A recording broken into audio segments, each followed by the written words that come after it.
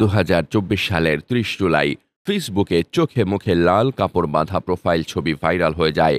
শিক্ষার্থী, শিক্ষক, সাংবাদিক, সংস্কৃতিকর্মী সবাই লাল ফ্রেমে প্রতিবাদ জানান। অন্যদিকে সরকার সমর্থকেরা কালো ফ্রেমে প্রোফাইল সাজিয়ে দেয় বিভক্ত সমাজের চিত্র। সরকার ঘোষিত রাষ্ট্রীয় শোককে প্রহসন বলে প্রত্যাখ্যান করে শিক্ষার্থীরা। কারণ তাদের হাতে রক্ত, তারা কেমন করে শোক পালন করে? সারা দেশে গণগ্রেফতার ও 6 সমন্বয়কে ডিবি হেফাজত প্রসঙ্গে টিআইবির ডক্টর ইফতেখারুজ্জামান হুঁশিয়ারি দিয়ে বলেন, 6 সমন্বয়ক ও সব বন্দীকে 24 ঘণ্টার মধ্যে মুক্তি না দিলে সারা দেশ উত্তাল হবে।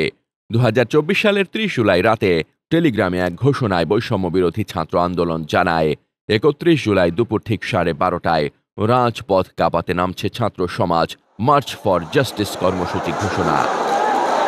বৈষম্য বিরোধী ছাত্র আন্দোলনের পক্ষ থেকে টেলিগ্রামে ঘোষণা এসেছে, এটা আর কোনো দলীয় আন্দোলন নয়, এটা জনতার রক্তে লেখা বিচারযুদ্ধ।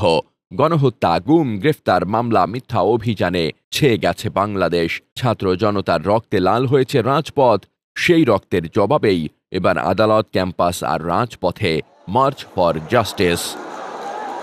এই আন্দোলনের রক্তাক্ত পটভূমিতে জাতিসংঘ মহাসচিব অ্যান্তোনিও গুতেরেস মানবাধিকার লঙ্ঘনের নির্ভরযোগ্য প্রমাণ পাওয়ার কথা জানিয়ে উদ্বেগ প্রকাশ করেন।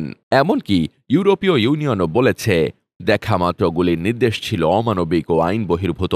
আন্তর্জাতিক সংগঠন অ্যামনেস্টি ইন্টারন্যাশনালের মহাসচিব অ্যাগনেস ক্যালামার্ড লিখেছেন এক খোলা চিঠি, যেখানে বলা হয় এই হত্যাকাণ্ডের বিচার চাই।